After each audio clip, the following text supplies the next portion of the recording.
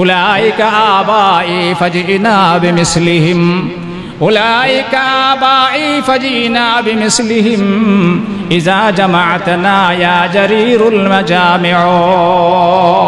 চার ইমামের শ্রেষ্ঠ ইমাম ইমামে আজম আবু হানিফা রাহিমাহুল্লাহ ব্যবসায়ের ক্ষেত্রে তিনি বাস্তব দেখিয়ে দিয়েছেন যে মুসলমানের ব্যবসা কেমন সততাপূর্ণ এবং কেমন বিশ্বস্ততাপূর্ণ হতে হবে।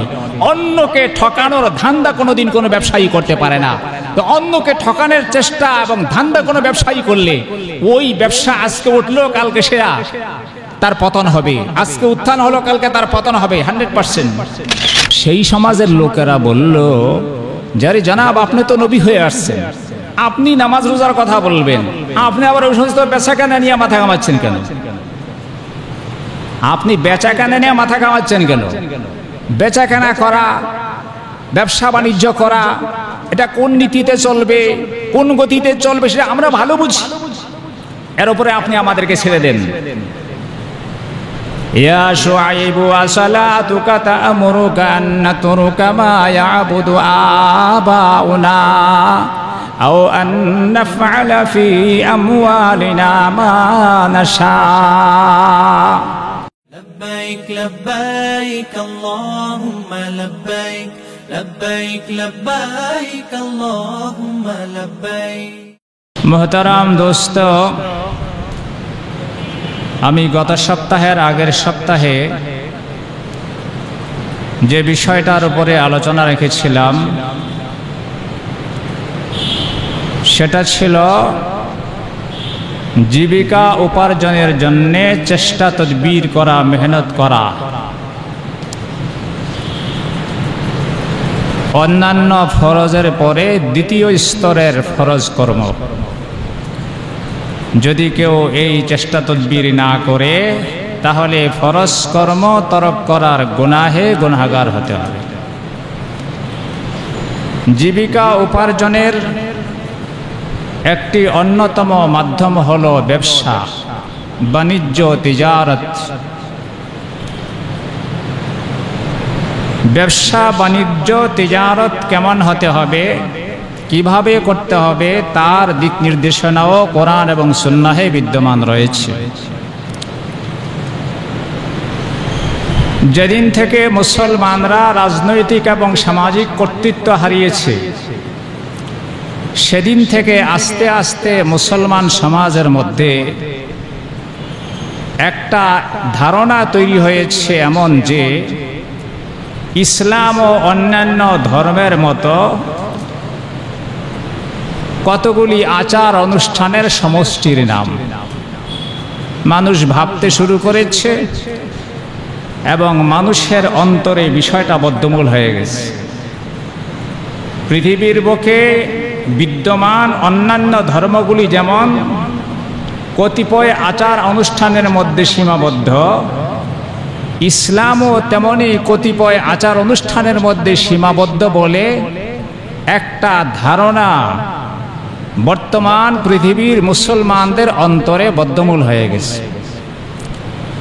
ফলে তারা মনে করে মসজিদে এসে ইবাদত করলে এটা তো দ্বীনের অন্তর্ভুক্ত, এটা তো ধর্ম পালন, কিংবা বাসায় বসে জায়নামাজে তাসবিহ টিপলে, তাসবিহ তাহলিল করলে এটাও ইবাদতের ভিতরে গণ্য, এটাও ধর্ম। কিন্তু ধর্মের গণ্ডি, ইসলাম ধর্মের গণ্ডি যে আরো বিস্তৃত, আরো বিশাল, মানব জীবনের সকল অঙ্গনকে বেষ্টন করে আছে ইসলাম।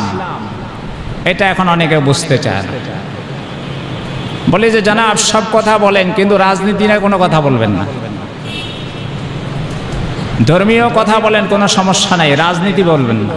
তার মানে রাজনীতিটা ধর্মের বাহিরের জিনিস, সমাজনীতি ধর্মের বাহিরের জিনিস। ব্যবসা বাণিজ্য, চাকুরি বাকুরি, প্রশাসন, বিচার আচার, এইগুলি নিয়ে কোনো কথা বলবেন না, কারণ এইগুলি রাজনৈতিক বিষয়। আপনার এই মিম্বর হচ্ছে শুধু ধর্মীয় বিষয় নিয়ে কথা বলার জন্য। তার মানে ধর্মটাকে রাষ্ট্র থেকে আলাদা করে ফেলা হয়েছে। এটা হচ্ছে সেকুলারিজমের কুফল। বর্তমান বিশ্বে যে সেকুলারিজম চলছে, ধর্ম নিরপেক্ষতাবাদ, এই ধর্ম নিরপেক্ষতাবাদের কুফল হচ্ছে এই যে সাধারণ মুসলমানদের মধ্যে এই ধারণাটা সৃষ্টি করেছে যে রাষ্ট্র রাষ্ট্রের গতিতে চলবে, ধর্ম ধর্মের গতিতে চলবে।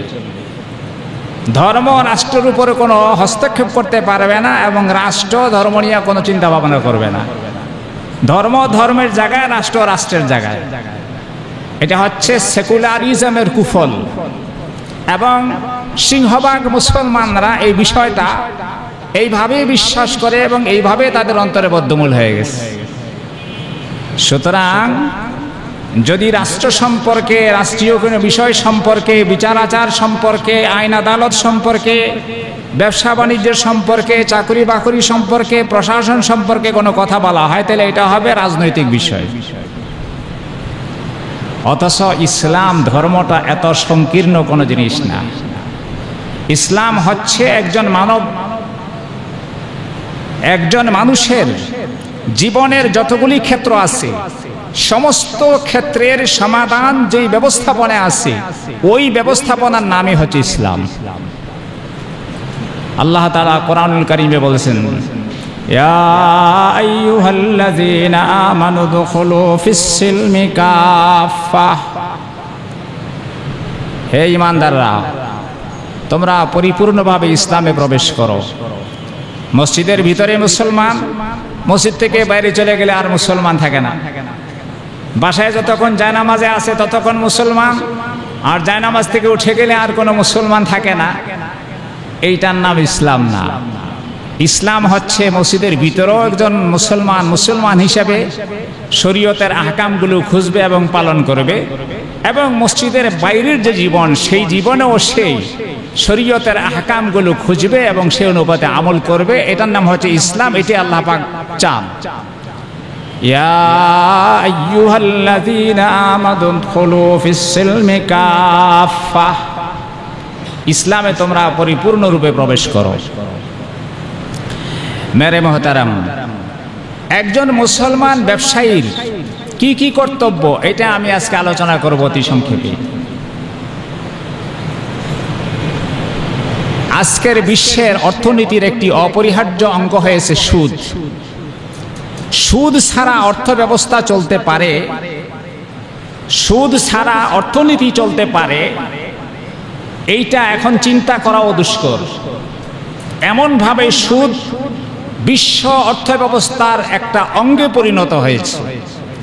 আর মানব সমাজে যখন কোনো একটা কিছুর প্রচলন ঘটে যায়, তখন মানুষ এই প্রচলনের বাইরে যাওয়াটাকে কঠিন মনে করে, যে এটা সম্ভব না। সুদ ছাড়া অর্থ ব্যবস্থা সম্ভব না, সুদ ছাড়া ব্যাংকিং সম্ভব না, সুদ ছাড়া রাষ্ট্র ব্যবস্থা সম্ভব না, অসম্ভব ধরে নেওয়া হয়েছে। ফলে এখন মুসলমানরা বলে, কি করব হুজুর, এখন যেহেতু সুদী অর্থ ব্যবস্থা ছাড়া আমাদের কোনো গতি নেই, তাই এখন সুদী ব্যাংক থেকে লোন এনে বহুতল ভবন তৈরি করতে বাধ্য হলাম। এইভাবে সুদের সাথে মুসলমান জড়িয়ে যাচ্ছে। অথচ একটা সময় এমন ছিল যে অর্থ ব্যবস্থা ছিল, বিশ্বে মানব বসতি ছিল, রাষ্ট্র ব্যবস্থা ছিল, কিন্তু সেখানে কোনো সুদ ছিল না। ইসলামী ব্যবস্থাপনা যতদিন পর্যন্ত বিশ্বে নেতৃত্ব দিয়েছে, ততদিন পর্যন্ত অর্থ ব্যবস্থার মধ্যে কোনো সুদের ব্যবস্থা ছিল না। অবশ্য ইসলাম যখন আগমন করে, তখনও কিন্তু সমাজের মধ্যে সুদ ছিল। শুধু ইসলাম না, বরং মুসা আলাইহিস সালাতু ওয়াস সালাম যে জমানায় নবী হিসাবে আবির্ভূত হলেন, আল্লাহ পাকের পক্ষ থেকে প্রেরিত হলেন, সেই সময়ও সুদী কারবার ছিল। সুদ বলতে বোঝানো হয় কোনটা? এটা হলো অর্থলগ্নি করে তার বিপরীতে সমপরিমাণ অর্থের চেয়ে অতিরিক্ত যে অর্থটা গ্রহণ করা হয়, সেই অর্থটাকে বলা হয় সুদ। আরবের লোকেরা বলল যে সুদ আর সাধারণ ব্যবসার মধ্যে পার্থক্য কি? 100 টাকার লুঙ্গি 110 টাকা বিক্রি করে সেখানে 10 টাকা লাভ করলে এটাকে বলা হয় মুনাফা, এটাকে বলা হয় ব্যবসা। আর আমি সরাসরি 100 টাকা একজনকে দিয়া মেয়াদ আনতে 110 টাকা নিলে এই 10 টাকাকে মুনাফা বলা হয় না, এটাকে বলা হয় সুদ, এটাকে বলা হয় রিবা, এটাকে বলা হয় ইন্টারেস্ট, আর ওইটাকে বলা হয় প্রফিট, ওইটাকে বলা হয় লাভ, ওটাকে বলা হয় মুনাফা। তো তৎকালীন আরব সমাজের লোকেরা প্রশ্ন উত্থাপন করলো যে দুইটার মধ্যে তো আমরা কোনো পার্থক্য দেখতেছি না, ইন্নামাল বাইউ মিসলুর রিবা। তারা আওয়াজ তুললো যে বেচা কেনা তো রিবার মতোই, তার মানে অর্থ লগ্নি করে তা থেকে লাভ নেওয়া যেই কথা, আর ওই অর্থে কোনো পণ্য ক্রয় করে সে পণ্যের উপরে লাভ করা তো একই কথা হলো, সে 10 টাকাই তো হলো, তো সমস্যাটা কি? কোরআনুল হাকিমের সূরাতুল বাকারার 276 নম্বর আয়াত থেকে নিয়ে মোট 6টি আয়াত আল্লাহ তাআলা নাজিল করেছেন সুদ সম্পর্কে। সুদের ক্ষতি, সুদের দ্বারা কি সমস্যা, সুদ কেন বর্জন করতে হবে, সুদ কতটা জঘন্য তার বর্ণনা সেখানে এসেছে। আল্লাহ তাআলা বলেছেন ওয়াহাল্লাল্লাহুল বাই'a ওয়া হাররামার রিবা। যুক্তির পিছনে পড়তে যেও না, বরং মুখস্থ বিশ্বাস করো যে আল্লাহ তাআলা ব্যবসাকে তো হালাল করেছেন, সুদকে হারাম করে দিয়েছেন। যেহেতু আল্লাহ হারাম করেছেন, সুতরাং সেখানে আর যুক্তি তলাশ করার দরকার নেই। আল্লাহ হারাম করেছেন, সুদ হারাম, আর ব্যবসাকে আল্লাহ তাআলা হালাল করেছেন, অতএব ব্যবসা হালাল।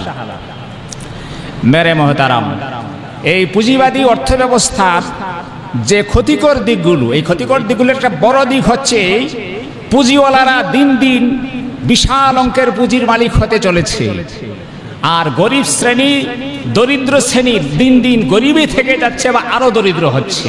এ হচ্ছে সুদী অর্থ ব্যবস্থার সবচেয়ে খারাপ দিক। এটা একটা অর্থনৈতিক বিষয়, লম্বা চওড়া আলোচনা করতে হয়, আজকের এই মজলিসে এটা আলোচনা করা যাবে না।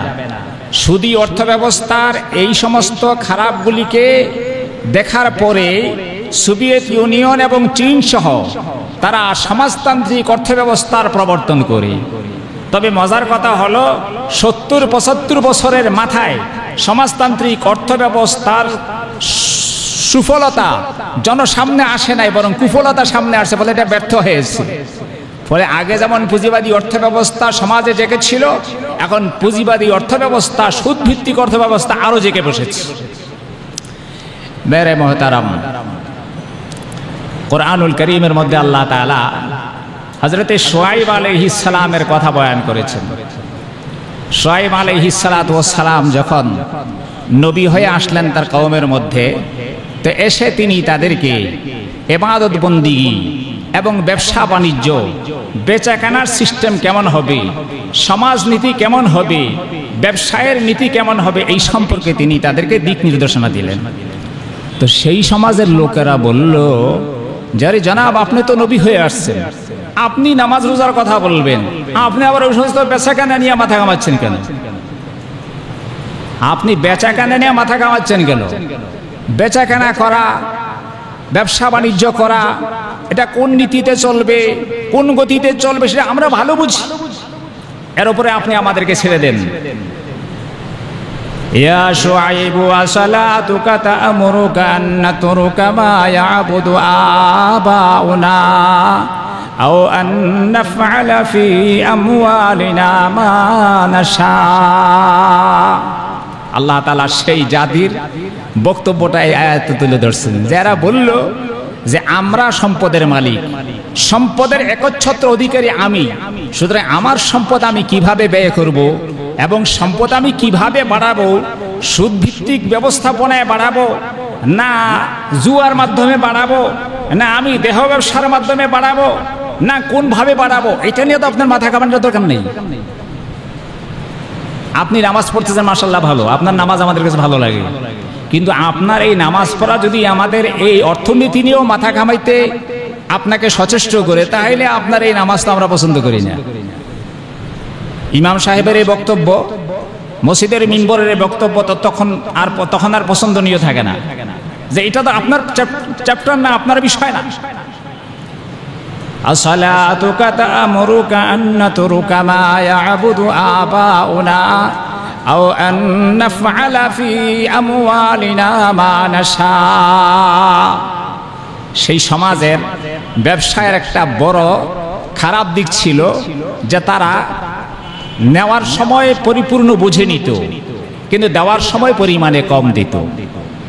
যখন আপনি একজন দোকানদারের সঙ্গে কথা পাকাপাকি করলেন যে তোমার কাছ থেকে আমি 1 কেজি জাম নেব, জামের দাম হলো 100 টাকা, তো সে কিন্তু 100 টাকা আপনার কাছ থেকে একেবারে নোটটাকে এদিক সেদিক ঘুরাইয়া ফিরাইয়া নকল না আসল সিরাফারা আছে কিনা এটা কিন্তু সে বুঝে নিবে, বা এই নোটগুলি যদি খুচরা হয় 20 টাকা হয় 10 টাকা ভালো করে বুঝে নিবে। কিন্তু সে যে তার পণ্য মাপার যে মেশিনটা এটা রাখছে একটু আড়ালে, এটা দোকানের ভিতরে, আপনি দেখতেছেন না যে আসলে এখানে 1 কেজি হয়েছে কিনা, এটা আপনার সামনে রাখে না। তা আমি দোকানদারকে বললাম যে ভাই তোমার এই মেশিনটা সামনে রাখো, যেন কাস্টমার দেখতে পারে যে তার পণ্যের পরিমাণ চুক্তি মতো ঠিক আছে কিনা। দোকানদার চট করে জবাব দিল যে আপনাকে আমার বিশ্বাস হয় না, আমি আপনাকে কম দিতে যাব, ব্যবসায় তো আমরা হারাম খাই না। অনেক নসিহত। আমি বললাম যে বেশ ভালো কথা, তুমি হারাম খাও না, তুমি কম দিবা না, পরিপূর্ণই দিবা, তো তোমার সামনে রাখতে সমস্যাটা কোথায়? আচ্ছা আমি জিজ্ঞাসা করি তোমাকে, আমি যে এখন তোমাকে টাকাটা দেব, সেই টাকাটা তুমি কি চোখ বন্ধ করে নিবা না চেয়ে খুলে গোনে বুঝে যাচাই বাছাই করে নিবা? বলে আমি তো যাচাই বাছাই করে নেব। তো তোমার যদি টাকাটা যাচাই বাছাই করে নেওয়ার অধিকার থাকে, তো আমারও তো পণ্যটা তার সঠিক মাপ আছে কিনা এটা দেখার আমার অধিকার আছে। এখানে বিশ্বাস অবিশ্বাসের কোনো কথা নেই। ইসলামী শরীয়ত বলছে তোমারটা তুমি দেখে নাও, কিন্তু যখন আপনি ইসলামী শরীয়তের কথা বলবেন তখনই মাথা খারাপ যে আপনাদের বিশ্বাস হয় না। মেরে দোস্ত, আমি যে কথা বলতেছিলাম, শুআয়ব আলাইহিস সালাতু ওয়াস সালামের কওমের মধ্যে এই দোষটা ছিল, মাপে কম দিত, জিনিসে ভেজাল দিত। এ নিয়ে নবী তাদের আপত্তি করলেন। মুসা আলাইহিস সালাতু ওয়াস সালামের জামানায় কারুন ছিল অনেক সম্পদের অধিকারী, বিপুল সম্পদের অধিকারী ছিল।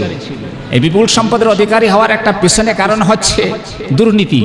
যেমন আমাদের দেশে এখন দুর্নীতির আশ্রয় নিয়া প্রশ্রয় নিয়া অল্প দিনে অনেক লোক কারি কারি অভাবনীয় টাকা এবং সম্পদের পাহাড় তৈরি করেছে। বিদেশের ব্যাংকে, সুইস ব্যাংকে সেখানে সঞ্চয়ের পাহাড় তৈরি করেছে। তো কারুনের সম্পদ কিভাবে আসলো? কারুন ফেরাউনের পক্ষ থেকে বনি ইসরাইলের উপরে নেতৃত্ব করার, তদারকি করার দায়িত্ব দিয়েছিল। অর্থনৈতিক সমস্ত কর্মকাণ্ড, সামাজিক কর্মকাণ্ড সব তদারকি করবে। তো ওখানে গিয়ে সে জুলুম এবং অত্যাচার আর দুর্নীতির আশ্রয় নিয়ে প্রচুর সম্পদের মালিক হয়ে যায়। মুসা আলাইহিস সালাতু ওয়াস সালাম কারুনকে ডেকে নসিহত করলেন যে তোমার সম্পদ উপার্জনের ক্ষেত্রে নীতি অবলম্বন করতে হবে, ন্যায় নীতি অবলম্বন করে সম্পদ উপার্জন করতে হবে, এবং সম্পদ খরচের ক্ষেত্রে তোমাকে ন্যায় নীতি এবং নিষ্ঠার অনুসরণ করতে হবে। আল্লাহ তাআলা কারুনের বর্ণনা দিতে গিয়া কি বলেছেন জানেন? আল্লাহ বলেন যে কারুনকে তো আমি এত পরিমাণ সম্পদ দিয়েছি, এত পরিমাণ সম্পদ দিয়েছি, সম্পদের বিপুলতা বোঝানোর জন্য আল্লাহ তাআলা বলছেন ওয়াতাইনাহু মিনাল কুনুজি মা ইন্না মাফাতিহাহু লাতানু বিল উসবাতি উলিল কুওয়া। শক্তিশালী একদল মানুষ তার ধনভাণ্ডারের, তার কোষাগারের এবং তার শিল্প কারখানার যে চাবিগুলো, সেই চাবিগুলোর সাইজ একটু বড় ছিল, বাট এই চাবিগুলোর পরিমাণ এত ছিল যে একদল শক্তিশালী লোকের পক্ষেও এই চাবিগুলো বহন করা কষ্টসাধ্য হতো। এখন তোমরা আন্দাজ করো আমি কারুনকে কি পরিমাণ সম্পদ দিয়েছিলাম। এখন কারুনকে আল্লাহ তাআলা নসিহত করতেছেন, ওয়াবতাগি ফীমা আতাকাল্লাহুদ দারাল আখিরাহ ওয়ালা তানসা নসীবাকা মিনাদ দুনিয়া ওয়াহসিন কামা আহসানাল্লাহু ইলাইক ওয়ালা তাবগিল ফাসাদা ফিল আরদি ইন্নাল্লাহা লা ইউহিব্বুল মুফসিদিন। আল্লাহ বলছেন, এ কারুন, তুমি এই কথা মনে করো না যে এই সম্পদ তোমার বিদ্যা বুদ্ধি, তোমার চেষ্টা তদবির, তোমার মেহনত মজদুরি, এবং তোমার চালাকি চাতুর্যের মাধ্যমে তুমি মালিক হয়েছো। এই সম্পদের মধ্যে তুমি একচ্ছত্র মালিক। সুতরাং তোমার সম্পদ তুমি কোথায় ব্যয় করবা এই ক্ষেত্রে তুমি স্বাধীন। সম্পদ কামাই করার ক্ষেত্রেও স্বাধীন, সম্পদ ব্যয় করার ক্ষেত্রেও স্বাধীন, এমনটি তুমি মনে করো না। তোমাকে প্রথম মনে করতে হবে যে এই সম্পদ দিয়েছেন আল্লাহ। সম্পদকে দিয়েছেন আল্লাহ দিয়েছেন।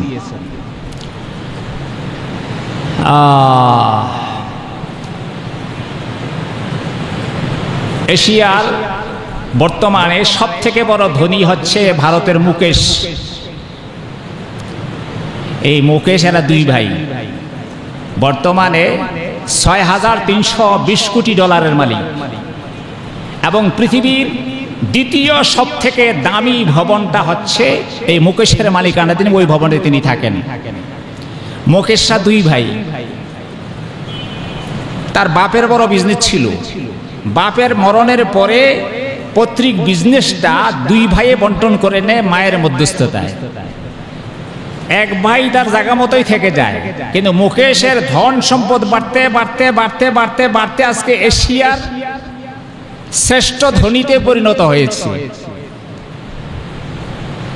মেরে মোহতারাম, তাহলে একজনের সম্পদ বেড়ে গেল এক ভাইয়ের, আরেক ভাইয়ের সম্পদ বাড়ে নাই, সেও তো চেষ্টা করছে।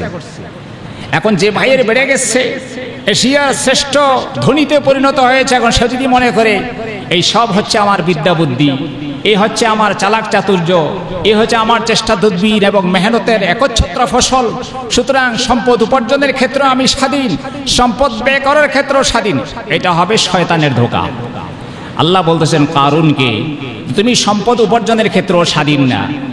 সুতরাং চক্রবৃদ্ধি হারে সুদের মাধ্যমে তুমি টাকা উপার্জন করবা, তুমি দেহ ব্যবসার মাধ্যমে টাকা উপার্জন করবা, তুমি জুয়া জালিয়াতির মাধ্যমে টাকা উপার্জন করবা, পণ্যে ভেজাল দেওয়ার মাধ্যমে টাকা উপার্জন করবা, মাপে কম দেওয়ার মাধ্যমে তুমি টাকা উপার্জন করবা।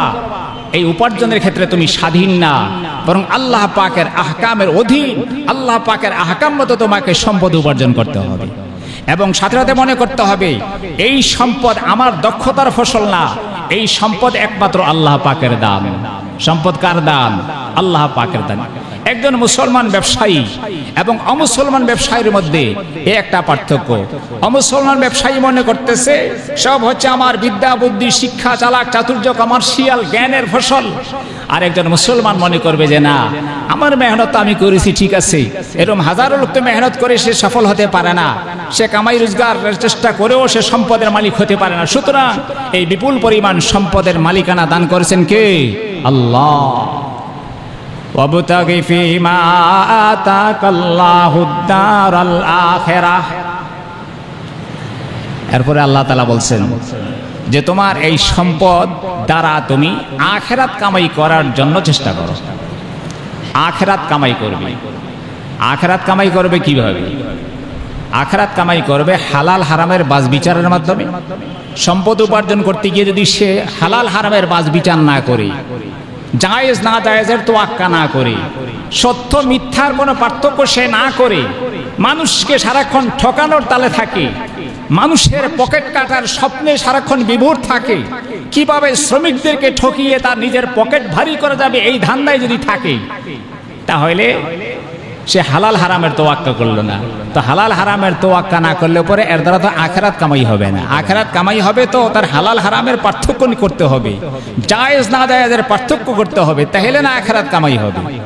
2 নম্বরে আখিরাত কামাই হবে এই সম্পদ দ্বারা যদি সে যাকাত আদায় করে, সম্পদ থেকে যাকাত আদায় করে, সাদাকা আদায় করে, সমাজের অভাবগ্রস্ত অসহায় বিকলাঙ্গ মানুষের সেবায় সম্পদ সে ব্যয় করে, জনকল্যাণে ব্যয় করে, তো এর দ্বারা কি হবে? আখিরাত তৈরি হবে। আল্লাহ পাক কারুনকে 2 নম্বর নসিহত করতেছেন, ওয়াবতাগি ফীমা আতাকাল্লাহু আদ-দারাল আখিরাহ। তুমি আখিরাতের জীবনকে এর দ্বারা কামাই করার জন্য সচেষ্ট হও। তুমি এই কথা মনে করো না তোমার দুনিয়ার জীবনেই শুরু এবং শেষ, এটা তুমি মনে করো না। একজন মুসলমান ব্যবসায়ীর 2 নম্বর পার্থক্য হলো মুসলমান ব্যবসায়ী এই সম্পদ দ্বারা আসে আখিরাত কামাই করে, আর অমুসলমান ব্যবসায়ী সম্পদ দ্বারা আখিরাত কামাই করে না। মেরে মোহতারাম, এই জন্য ব্যবসায়ীদের সম্পর্কে নবীজি বলেছেন, আত-তাজিরুস সাদুকুল আমিন মা'আন নাবিয়্যিন ওয়াস সিদ্দীকিন ওয়াস শুহাদা। যে ব্যবসায়ী সাদুক, সত্যবাদী, যে ব্যবসায়ী আল আমিন, বিশ্বস্ত, আত-তাজিরুস সাদুকুল আমিন, তার মর্যাদা আল্লাহ পাকের কাছে এত বেশি, এত বেশি, হাসরের ময়দানে নবীগণ, সিদ্দিকগণ, শহীদগণের সঙ্গে তাদের হাসর হবে। আত-তাজিরুস সাদুকুল আমিন, তার মানে সত্য কথা বলতে হবে, ব্যবসার মধ্যে মিথ্যা কথা বলার কোনো সুযোগ নেই, বিশ্বস্ততার পরিচয় দিতে হবে, বিশ্বাস ভঙ্গের কোনো পরিচয় নেই। বলে আমাকে আপনি বিশ্বাস করেন, আপনাকে আমি ভালো জিনিসটা দিছি, আপনি বাসায় নিয়ে দেখেন যে পচা গলা মিলে আপনাকে দিয়ে দিয়েছে সব, তো বিশ্বস্ততা থাকলো কোথায়? সত্যবাদিতা। ব্যবসায়ীদের একটা রোগ হচ্ছে, তারা যখন পণ্যটা মফস্বল থেকে কিনে আনে, তখন সেখানে মালিকের কাছে এই পণ্যের দোষ বয়ান করে, আরে মিয়া আপনার গরু আপনি কোরবানির জন্য রেডি করছেন, এই গরুর এই সমস্যা, এই সমস্যা, এই সমস্যা, এই সমস্যা, 10টা অহেতুক এবং অযথা সমস্যা তৈরি করে পণ্যের মাল কমানোর, দাম কমানোর চেষ্টা করে। আর এই ব্যবসায়ী যখন গরু নিয়ে কোরবানির হাটে আসলো, আসার পরে আপনার মতো কাস্টমারের সামনে ওই 10টা দোষ তো তার মধ্যে নাই, বরং 10টা অতিরিক্ত গুণ তার মধ্যে যোগ করে অযথা অহেতুক গুণ বর্ণনা করে ক্রেতাকে প্রভাবিত করার চেষ্টা করে। এটা ব্যবসায়ীদের একটা বড় বদঅভ্যাস। এই বদঅভ্যাস ত্যাগ করতে হবে। অযথা দোষ বয়ান করে দাম কমানোর চেষ্টা করা যাবে না, অযথা গুণ গেয়ে তার দাম বাড়ানোর চেষ্টা করা যাবে না। নবীজি বলছেন, আত-তাজিরুস সাদুক, সারা জীবন ব্যবসা করলেন, এই ব্যবসা দ্বারা আপনি আখিরাত কামাই করতে পারলেন না, জান্নাত কামাই করতে পারলেন না, তাহলে তো দুনিয়ার মধ্যে শেষ হয়ে গেল। মুসলমান ও মুসলমানের পার্থক্য কি দেখালো? মিথ্যা কসম খেয়ে পণ্য বাজারজাত করা, বিপণন করা, চালানোর চেষ্টা করা, এটা অনেক ব্যবসায়ীরা করে থাকে। এটা করা যাবে না। মাপে কম দেওয়া যাবে না। এক বস্তা পোলাও চালের সঙ্গে 5 কেজি মোটা চাল মিশাইলে পরে এটা ধরা যায় না। 5 কেজি মোটা চাল হলে 50 টাকা কেজি, আর পোলার চাল হলে 100 টাকা কেজি। প্রতি কেজি দিয়ে 50 টাকা, 250 টাকা বস্তাপতি থাকলে এই ভেজাল কে দিতে না চায়? এটা করা যাবে না। এইভাবে কোনো রকমের ভেজাল করা যাবে না। এবং কম দামি পণ্য বেশি দামি পণ্যের সঙ্গে মিশাইয়া বেশি দামে বিক্রি করা এবং সেল করার যে প্রবণতা আমাদের দেশে বর্তমানে চলছে, এটা একজন মুসলমান ব্যবসায়ী করতে পারবে না। যদি আপনি হালাল ভাবে রোজগার করেন তো কম পয়সার মধ্যে আল্লাহ তাআলা বরকত দিবেন। তো নবীজি বলছেন, আত-তাজিরুস সাদুকুল আমিন। ঘটনা মনে পড়ল, হযরত ইমাম আবু হানিফা রাহমাতুল্লাহ আলাইহি অনেক বড় ব্যবসায়ী ছিলেন, বিভিন্ন শহরে তার ব্যবসা বিস্তৃত ছিল। ইমাম আবু হানিফা একবার কাপড়ের ব্যবসা করতেন, তো কয়েকখান কাপড়ের মধ্যে দোষ বিদ্যমান থাকার কারণে তিনি কর্মচারীকে বলে দিলেন যে এই থানের কাপড়গুলি বিক্রি করার সময় কাস্টমারকে দোষের কথা বলে দিবা, যে এর মধ্যে এই দোষ আছে, আপনার পছন্দ হলে নেন বা নিয়েন না। কিন্তু ওই তাজের ওই ব্যবসায়ী অর্থাৎ কর্মচারী সে আর দোষ বয়ান করে নেই। ইমাম আবু হানিফার কাছে যখন তার টাকা জমা দেয়, বিক্রয় মূল্য 30,000 রৌপ্য মুদ্রা, জমা দেওয়ার সময় তিনি জিজ্ঞাসা করলেন কর্মচারীকে, তুমি কি দোষ বর্ণনা করেছিলে বিক্রির সময়? বললেন, না জনাব, আমি তো দোষ বয়ান করি নেই। তখন তিনি এত আফসোস করলেন, আহারে তুমি কত বড় ক্ষতি করলা, কত বড় জঘন্য ক্ষতি করলা আমার, আর এটা কেমন হইলে? অনেক আফসোস করলেন। শেষ পর্যন্ত তিনি 30,000 রৌপ্য মুদ্রার পুরাটা তিনি আল্লাহ রাস্তায় দান করে দিলেন, যে এটা আমি তো ভোগ করতে পারি না। সন্দেহ ঢুকে পড়ছে। একজন ভদ্র মহিলা আসছে এক থান কাপড় নিয়ে ইমাম আবু হানিফার কাছে বিক্রি করার জন্য। তো ইমাম সাহেব বললেন যে কত দিতে হবে তোমাকে? তো মহিলা বলল যে 100 টাকা। ইমাম সাহেব বললেন যে না, এই থানের দাম তো এত কম না, দাম আরো বেশি। তোর মহিলা তো হয়তো সে গিফট পাইছে, এমনও হতে পারে।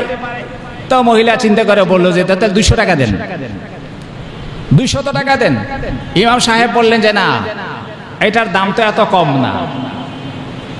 তো মহিলা বললেন, তাহলে আপনার কত আছে দাম? বলে এটার বর্তমান বাজারে তার ন্যায্য মূল্য আছে 500 টাকা। মহিলা বলতেছে, আপনি আমার সাথে মস্করা করতেছেন না? মস্করা করতেছেন? ইমাম আবু হানিফা বললেন যে না, মস্করা করতে যাব কেন, সঠিক কথা জানি সেটাই বলছি। তো মহিলা বলে, ঠিক আছে, তাহলে আমি 500 টাকা আপনার কাছে বিক্রি করলাম, আপনি আমাকে দাম দেন। সাথে সাথে ইমাম আবু হানিফা রাহমাতুল্লাহ আলাইহি ওই থানের দাম 500 টাকা পরিশোধ করলেন। সুবহানাল্লাহ বলেন। উলাইকা আবাই ফাজিনা বিমিসলিহিম উলাইকা আবাই ফাজিনা বিমিসলিহিম ইজা জামাআতনা ইয়া জারিরুল মাজামিউ। চার ইমামের শ্রেষ্ঠ ইমাম ইমামে আজম আবু হানিফা রাহিমাহুল্লাহ ব্যবসায়ের ক্ষেত্রে তিনি বাস্তব দেখিয়ে দিয়েছেন যে মুসলমানের ব্যবসা কেমন সততাপূর্ণ এবং কেমন বিশ্বস্ততাপূর্ণ হতে হবে। অন্যকে ঠকানোর ধান্দা কোনোদিন কোনো ব্যবসায়ী করতে পারে না। তো অন্যকে ঠকানোর চেষ্টা এবং ধান্দা কোনো ব্যবসায়ী করলে ওই ব্যবসা আজকে উঠলো কালকে সেরা তার পতন হবে, আজকে উত্থান হলো কালকে তার পতন হবে 100%। এই জন্য নবীজি বলছেন যে সত্যবাদী এবং বিশ্বস্ত ব্যবসায়ীদের মর্যাদা এত বেশি যে হাসরের ময়দানে নবী সিদ্দিক আর শহীদগণের সঙ্গে তাদের হাসর হবে। এরপরে নবী অন্য এক হাদিসের মধ্যে বলছেন আত-তুজ্জারু ইউহশারুনা ইয়াওমাল কিয়ামাতি ফুজ্জারা। মুসলিম শরীফ এই হাদিসটা হচ্ছে তিরমিজি শরীফের হাদিস। আত-তুজ্জারু ইউহশারুনা ইয়াওমাল কিয়ামাতি ফুজ্জারা। ব্যবসায়ীদেরকে কিয়ামতের ময়দানে পাপাচারী পাপিষ্ঠ লোকদের সঙ্গে তোলা হবে, তাদের রেজিস্টারভুক্ত তালিকাভুক্ত করে তোলা হবে। ইল্লা মানিত্তাকা, তবে ব্যবসায়ের ক্ষেত্রে যে তাকওয়া অবলম্বন করেছে, ওয়া বাররা সততা অবলম্বন করেছে, ওয়া সাদাকা এবং সত্য কথা বলেছে, তাকওয়া অবলম্বন করেছে, সততা এবং নিষ্ঠার পন্থা অবলম্বন করেছে এবং সত্য কথা বলেছে, মিথ্যা বলে নেই, এই তিনটা গুণ যে ব্যবসায়ের মধ্যে আছে তারা ফাজেরদের সঙ্গে হাসরের ময়দানে উঠবে না। তা না হলে তাদের হাসর হবে ফাজের ফাসিক এবং পাপিষ্ঠ গুনাহগারদের সঙ্গে, আল্লাহ পাকের অবাধ্য বান্দাদের সাথে। মেরে মুহতারাম, বিশ্বনবী জনাবি মুহাম্মদুর রাসূলুল্লাহ সাল্লাল্লাহু আলাইহি ওয়াসাল্লাম একদিন বাজারে গেলেন। বাজারে গিয়ে একটা শস্যের স্তূপের ভিতরে হাত ঢুকাইলেন। হাত ঢুকাই দেখলেন যে নিচের শস্যগুলি কিছুটা ভিজা। নবীজি হাত তুলে ব্যবসায়ীর চেহারা দিকে তাকিয়ে বলেন, কি ব্যাপার? তো ব্যবসায়ী ওজর প্রকাশ করে বলল যে ইয়া রাসূলুল্লাহ, বৃষ্টি আসছিল তো বৃষ্টিতে ভিজে গিয়েছিল। নবীজি বলছেন, হ্যাঁ সেটা ভিজতে পারে, বৃষ্টিতে ভিজতে পারে, এটা আমি অস্বীকার করব না। আফালা জাআলতাহু ফাওকাত তাআম। নবীজি বললেন, বৃষ্টিতে যখন ভিজে গেল তাহলে এই ভিজা অংশটা তুমি খাবারের উপরে রাখলা না কেন? এটা নিচে কেন ঢুকাই দিলা? উপরে রেখে দিতা, কাস্টমারকে বলতো যে ভাই এগুলি ভিজে গেছে, আপনি পছন্দ হইলে নেন, হইলে নিয়েন না। ভিতরে ঢুকাইলে কি কারণে? কোন জমানার কথা? নবীর জমানার কথা চিন্তা করেন। আর আজকে তো তার চেয়ে ভয়াবহ পরিস্থিতি, এটা তো কোনো ব্যাপারই না। আফালা জাআলতাহু ফাওকাত তাআম। এরপর নবীজি হুঁশিয়ার উচ্চারণ করলেন, মান গাশশা ফালাইসা মিন্নি। ব্যবসায়ের ক্ষেত্রে যে আমার সঙ্গে যে ব্যক্তি কাস্টমারের সঙ্গে ধোঁকাবাজি করবে, কাস্টমারকে ঠকানোর চেষ্টা করবে, প্রতারণার আশ্রয় নিবে, ফালাইসা মিন্নি, সে আমার দলের লোক না, সে মুসলমানের অন্তর্ভুক্ত হতে পারে না। এইভাবে লম্বা চৌড়া আলোচনা আছে। মেরে মোহতারাম, তাই বলতেছিলাম কারুনকে আল্লাহ তাআলা নসিহত করছেন যে 1 নম্বরে তুমি মনে করবা এই সম্পদ দিয়েছেন কে? আল্লাহ। 2 নম্বরে সম্পদ দ্বারা তুমি তোমার আখিরাতকে কামাই করবা। 3 নম্বরে ওয়ালা তানসা নাসিবাকা মিনাদ দুনিয়া। তবে এমনটি আবার করো না যে সম্পদ দান করতে করতে একেবারে রিক্ত হস্ত হয়ে গেল। না না, তোমার দুনিয়ার যেটুকু অংশ দরকার সম্পদের মধ্য থেকে তোমার জন্য, তোমার পরিবার পরিজনের জন্য, তোমার প্রয়োজন মেটানোর জন্য এই পরিমাণ তো তুমি অবশ্যই রেখে দিবা। সব বিলি বন্টন করা এটা আবার ঠিক না। আল্লাহ নিজে বলতেছেন, ওয়ালা তানসা নাসিবাকা মিনাদ দুনিয়া। মেরে মুহতারাম, দুনিয়ার ভাগটা তোমার যে ভাগ আছে, দুনিয়ার ভাগে দুনিয়ার ভাগটা তুমি রেখে দিও, রেখা তারপর তুমি সদকা করো, দান করো, যাই করো, সবকিছু করতে পারো। আখিরাত কামাই করার ক্ষেত্রে দুনিয়ার কথা স্মরণ রাখার কথা কে বলে দিয়েছেন? আল্লাহ বলে দিয়েছেন। একজন মুসলমান অমুসলমানের মধ্যে পার্থক্য এই হবে যে মুসলমান ব্যবসায়ী তার ব্যবসা করার সময় তার নিয়তকে সে খালেজ করে নেবে। কি নিয়ত? যে আল্লাহ, আমি এই ব্যবসায়ী জন্য করতেছি, আমার 2টা উদ্দেশ্য। একটা হলো আমার পেটের চাহিদা পূরণ করা, হালাল খাবার দ্বারা, এটা আপনি আমার উপরে ফরজ করে দিয়েছেন। তো আমার নিজের চাহিদা, আমার স্ত্রী সন্তানের চাহিদা, আমার আত্মীয় স্বজনের চাহিদা এবং আমার পিতামাতার চাহিদা এবং সমাজের বিকলাঙ্গদের চাহিদা পূরণ করার জন্য আমি ব্যবসা করতেছি। এক নম্বর। 2 নম্বর, আমি যে পণ্যটা বাজারজাত করতেছি, পণ্যটা উৎপাদন করতেছি, আমার মনে করেন স্যানিটাইজার, হ্যান্ড স্যানিটাইজার বাজারজাত করতেছে, নিয়ত কি থাকবে যে বর্তমান এইটার বড় অভাব, মানুষের বড় প্রয়োজন, সমাজের মানুষের এই মুহূর্তে এটা বেশি প্রয়োজন, সুতরাং সমাজের মানুষের প্রয়োজন পূরণ করার জন্য আমি উন্নত মানের মাস্ক বাজারজাত করতেছি, উন্নত মানের স্যানিটাইজার, হ্যান্ড স্যানিটাইজার আমি বাজারজাত করতেছি। আমার প্রয়োজন তো ব্যবসাটা অবশ্যই হবে, কিন্তু সাথে সাথে এটাও উদ্দেশ্য থাকবে সমাজের উপকার সাধন করা, সমাজের সেবা করা, মানব সেবা করা। এগুলো মুসলমান অমুসলমানের মধ্যে পার্থক্য। তো আল্লাহ তাআলা কারুনকে নসিহত করতেছেন, ওয়ালা তানসা নাসিবাকা মিনাদ দুনিয়া, এরপরে ওয়া আহসিন কামা আহসানাল্লাহু ইলাইক, তোমার প্রতি আল্লাহ তাআলা যেমন দয়া করেছেন তুমিও মানুষের প্রতি সদয় হও। তুমি আর প্রতি যেমন আল্লাহ দয়া করেছেন তো তুমি তেমনি ভাবে মানুষের প্রতি সদয় হও।